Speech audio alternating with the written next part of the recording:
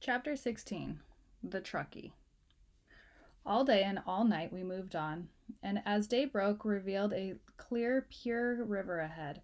A hoarse shout rose from the perched throats. "It's the Truckee River, folks," said Uncle George Donner. Will be no more deserts to cross, and we can count on sweet water and fresh air for the rest of the way. Let's hope there'll be food, too," said Mr. Eddy, as he cleaned his gun and set out to hunt fresh meat. The wild geese he brought in were the first good food the folks had eaten for days. Then, unexpectedly, help came. Mr. McCutcheon and Mr. Stanton, who had gone ahead to Sutter's Fort, returned with provisions, 7 pack mules and 2 Indian quarteros who herd cattle for Captain Sutter. Louis and Salvador were their names, but they could only speak Spanish. The best thing about Mr. McCutcheon and Mr. Stanton brought to the Reed family, however, was the happy news that they had seen Mr. Reed, and he had made it to the fort. He and Mr. Heron were so worn with fatigue and starvation that we didn't recognize them at first. Mr. Stanton told them for days they had nothing to eat but wild onions and 5 beans dropped from some immigrant wagon ahead. They stumbled into Hastings Camp while we were there. By this time they were safe and sound at Sutter's Fort. "Thank heaven!" Patty's mother exclaimed.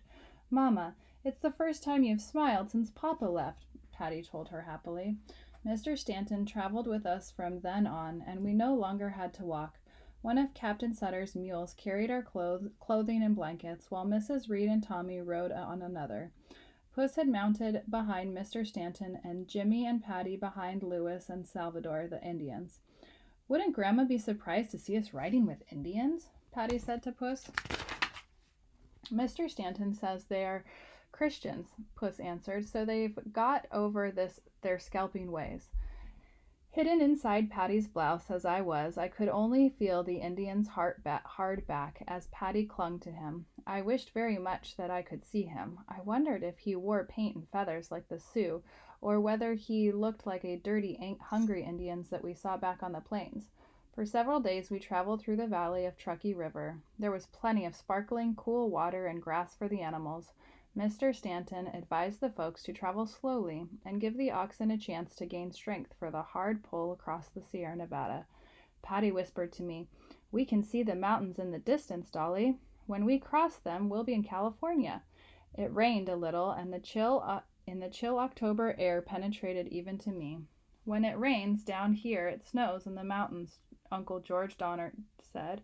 "It seems to me we ought to hurry along without delay." "Your oxen will never make it if you don't rest them, sir," Mr. Stanton said.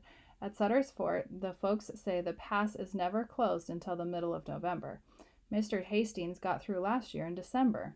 "Well, you know best, I reckon," Uncle George answered. He rested in the Truckee meadows for 5 days and then pushed slowly on, crossing a low range of mountains. In a steep downward grade, an axle broke on the Donner's wagon, and little Georgia and Eliza were tumbled out among the household goods. They seemed to be none of the worse for the accident, but it gave their folks a bad scare, and Uncle George cut his hand as he and Uncle Jacob repaired the broken axle. The rest of the party moved on ahead.